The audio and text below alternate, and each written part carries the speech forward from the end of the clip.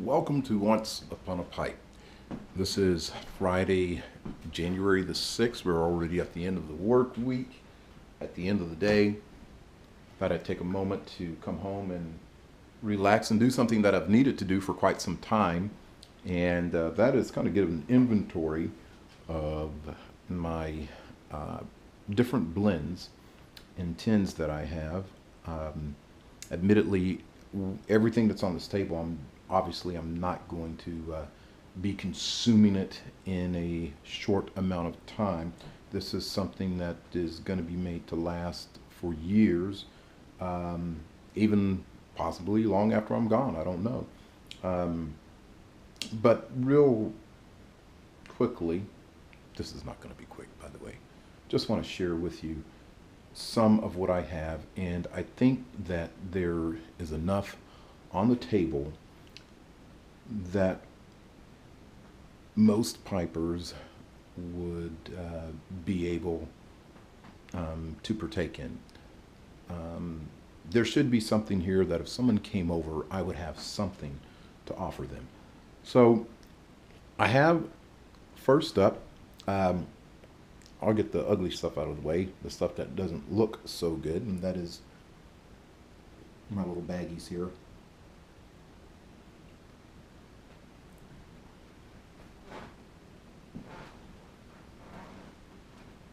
Some of this stuff is very, very good that I have had a very good experience with. I apologize for the lighting. I will say this. The Troost, that was a great surprise to me.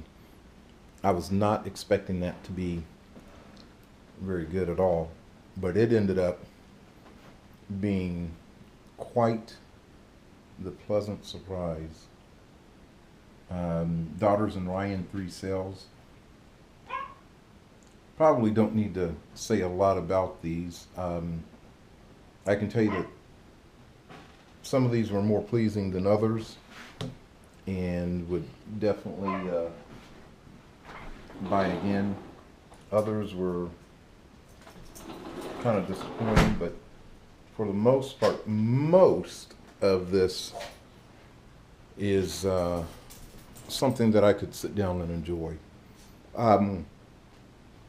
Next up, let me share with you this can here, Bork and Riff. Now, Bork and Riff and I do not agree, okay? But I got this for sentimental reasons. Bork and Riff was the first pipe tobacco I ever tried.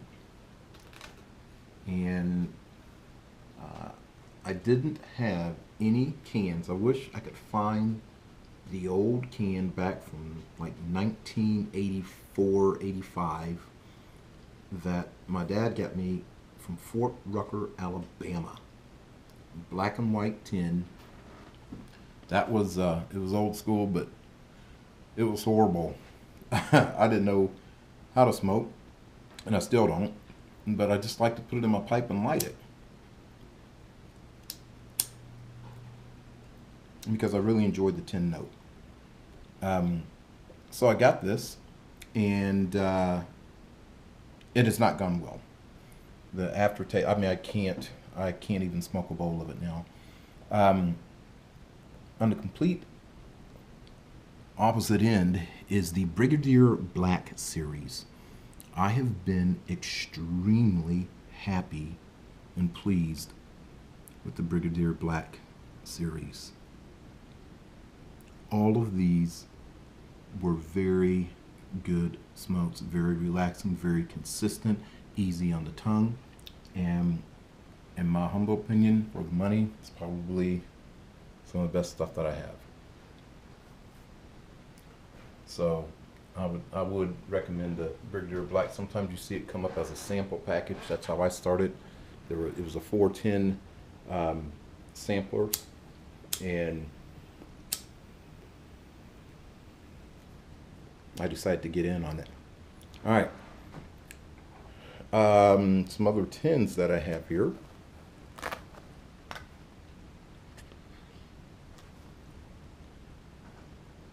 some Peterson Irish whiskey.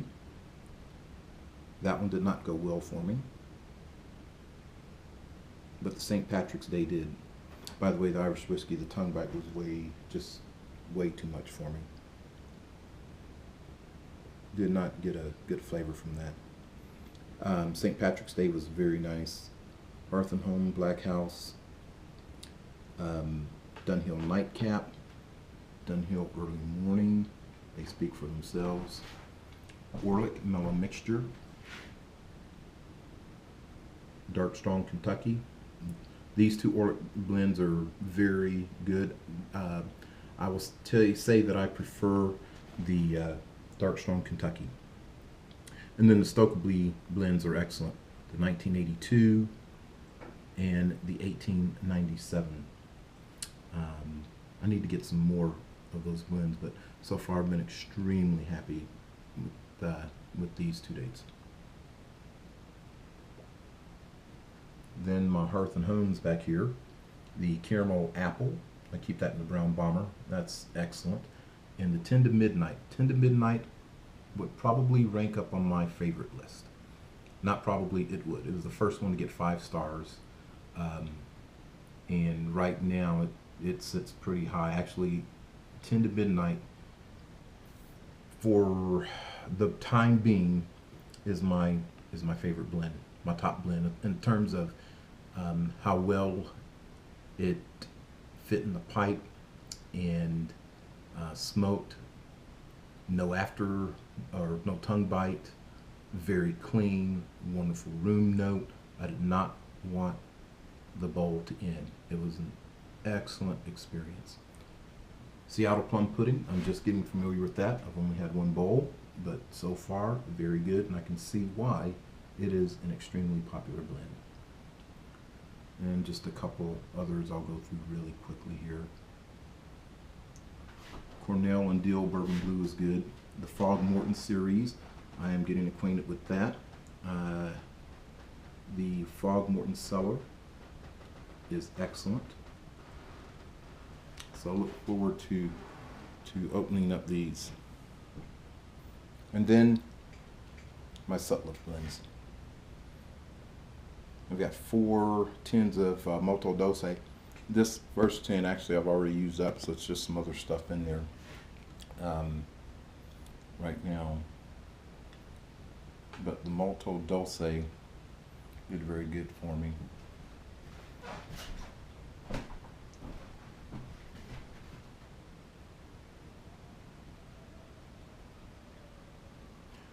Not all of the Sutliff blends were equally pleasing. For sure, a couple stood out, and there were a couple that were actually disappointing. So I was kind of surprised because I was really happy with Molto Dulce. I was really happy with Taste of Summer and the Great Outdoors, that one right there, and Maple Leaf. But there were a couple that just, it did not work for me. Well, there you have it. My stash, if you will. I probably will continue to collect. I think one of the things that I enjoy is seeing the different blends, how they fit the mood, the setting. There's something here for every day of the week, for every mood that I'm in, for every occasion that would come up, and that's what I try to go with. You know, some days I just might pick something. I keep several of these small little tins out in the Brown Bomber with me, like this, and I keep I keep a couple in my vest. Keep a couple cans. Got about 6 cans, 8 cans out in the bomber of different blends, and sometimes I just put stuff in the pipe and go, but a lot of times I'm much more deliberate. I will choose something that fits the setting, that fits the mood. And so it ends up making it not just something I do, but it ends up making it a true event. And that makes the hobby very satisfying. You know, when I can sit down, cup of coffee, good fellowship with a friend, or good fellowship with my wife for that matter. You know, she doesn't smoke.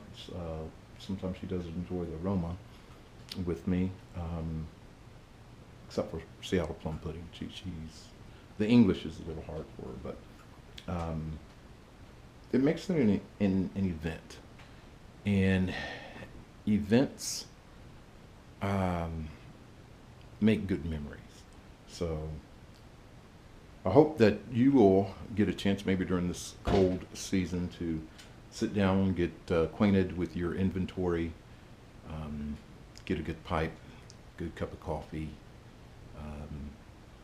time by yourself, or maybe get a good friend or a group of guys over and make it an event. Well, thank you for tuning in to Once Upon a Pipe. Thank you for letting me share, if you've made it this far in the video, to share some of my small collection with you. And I would like to wish all of you very well. And until next time, have a great day.